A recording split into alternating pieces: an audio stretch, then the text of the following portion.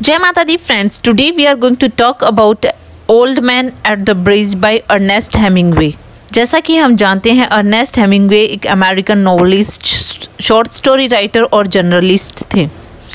And इसमें characters ज़्यादा नहीं हैं फ्रेंड्स, एक नैरेटर है और एक ओल्ड मैन की स्टोरी है, जिसमें जो नैरेटर है वो एक सोल्जर है, ओल्ड मैन है वो इस स्टोरी का सेंट्रल कैरेक्टर है। और इसके साथ में क्या होता है वो यहाँ पे बताया जाता है कि ये ब्रिज पे क्या कर रहा है और किस वजह से यहाँ पे पहुँचा हुआ है।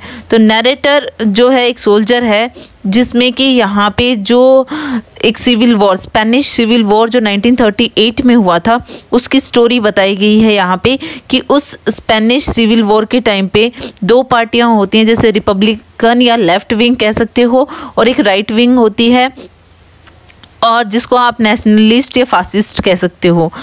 अब जो नैरेटर है वो सोल्जर जो है वो रिपब्लिकन की तरफ से है और जो उनके दुश्मन हैं वो नेशनलिस्ट्स हैं। अब यहाँ पे ओल्ड मैन को वो ब्रिज पे मिलता है कि मतलब ओल्ड मैन जो है वो ब्रिज पे है और वहाँ पे जो नैरेटर हैं वो उससे बात करते हैं। और यहाँ पे साथ ही साथ में जो नैरेटर है वो जो सोल्जर है वो अपने जो राइट विंग के जो दुश्मन हैं उनसे साथ ही बचने की कोशिश कर रहा है, उन पर निगरानी रख रहा है कि वो कहाँ पे पहुँच गए हैं। तो ये स्टोरी इस ब्रिज के ऊपर है और यहाँ पे ही पूरा जो सेटिंग है वो यहीं पे इन दोनों की बातचीत को दिखाया गया है।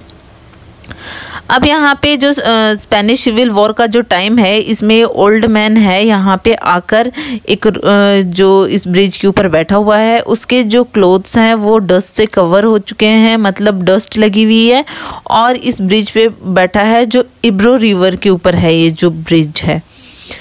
अब यहाँ पे बहुत सारे लोग हैं, औरत हैं, आदमी हैं, बच्चे हैं जो जा रहे हैं जगह छोड़कर, क्योंकि यहाँ पे जो हमला हो सकता है या ख़तरा है इस प्लेस पे, इसलिए वो ट्रक्स, कार्ट्स वगैरह पे सवार होके जैसे जिसको जो भी साधन मिला उससे वो जा रहा है।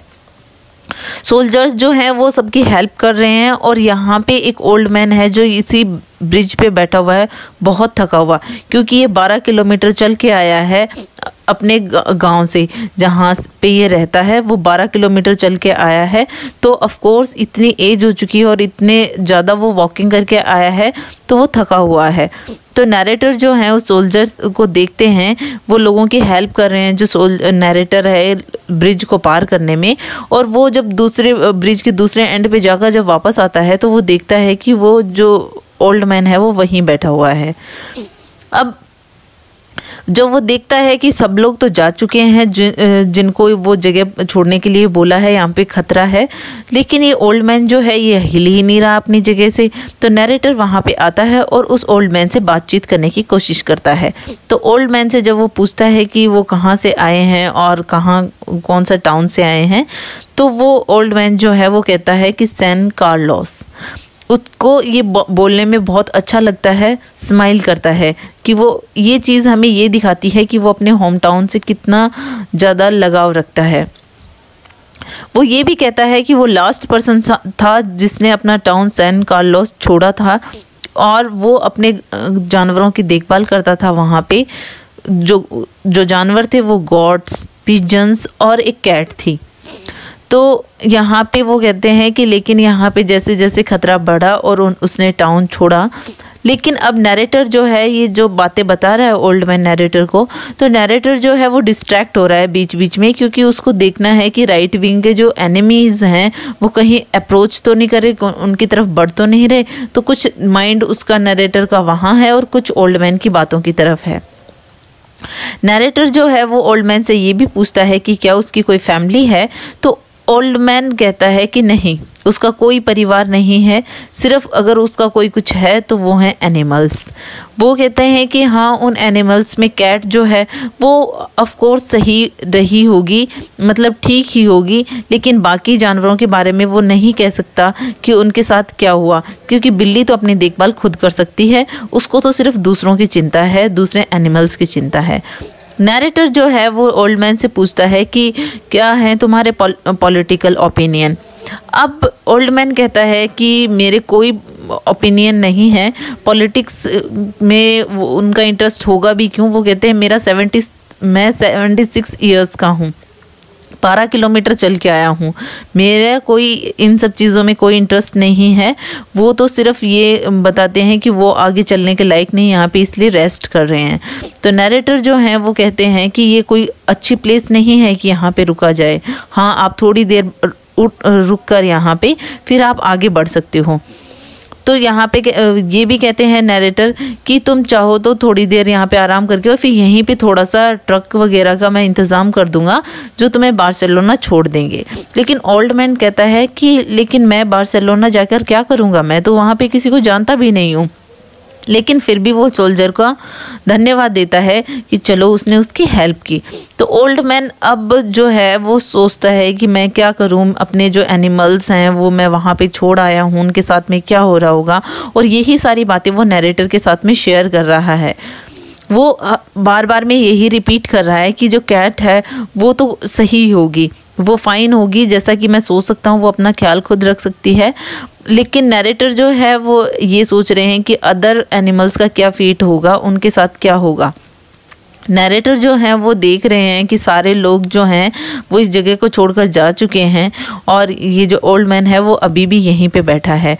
तो ओल्ड मैन साथ में नरेटर से ये भी पूछता है अब कि तुम्हें क्या लगता है मेरे एनिमल्स के साथ में क्या हुआ होगा, क्या वो सरवाइव कर पाएंगे या नहीं।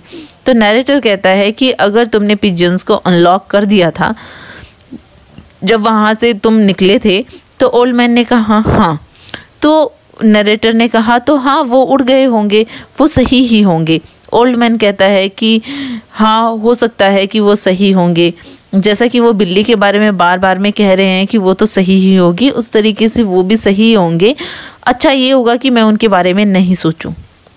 नरेटर जो हैं अब वो कहते हैं ओल्ड मैन से कि प्लीज़ आप यहाँ से उठने की कोशिश करिए और चलिए, ये जो जगह है ये सेफ़ नहीं है, कभी भी अटैक हो सकता है।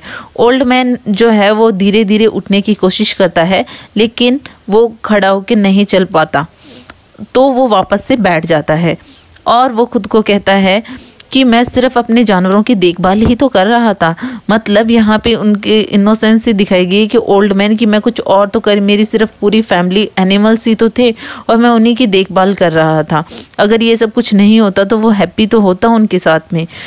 तो नरेटर यहाँ पे देख रहे हैं कि यहाँ पे कुछ भी नहीं किया जा सकता इस ओल्ड मैन से, कि मतलब ये बहुत थक चुके हैं और अब इनके साथ में क्या होगा वो भी नहीं कह सकते हैं।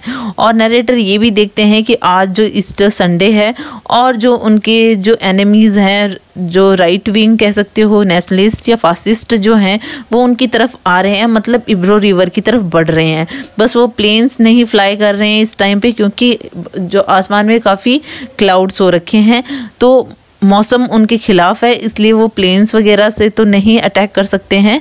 लेकिन अब क्या होगा वो कुछ भी नहीं बता सकते हैं। शायद वेदर ने ही उस ओल्ड मैन की हेल्प की हुई है। जैसा कि ओल्ड मैन कह रहा था ना कि कैट है वो उसका लक के ऊपर छोड़ रखा था कि वो अपनी केयर कर सकती है या फिर वो ठीक ही होगी। तो इस तरीके से ओल्ड मैन का भी सब कुछ लक पे ही डिपेंड है कि क्या होगा आगे।